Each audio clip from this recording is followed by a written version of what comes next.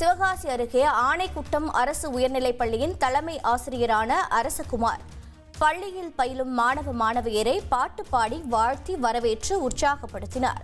ஆசிரியர்கள் மற்றும் மாணவர்கள் முன்னிலையில் தலைமை ஆசிரியர் பாட்டு பாடியது குறித்த வீடியோ காட்சி இணையத்தில் வைரலாகி பாராட்டை பெற்று வருகிறது. உங்கள் அனைவருக்கும் முதல் வணக்கமுங்க. நல்ல நல்ல பிள்ளைகள், அழகான கொடி முல்லைகள், இதுபோல் ஒரு அழகு உண்டா இனிமேல் நமக்கு கிடைப்பதுண்டா? அட இதுபோல் ஒரு அழகு உண்டா இனிமேல் நமக்கு கிடைப்பதுண்டா?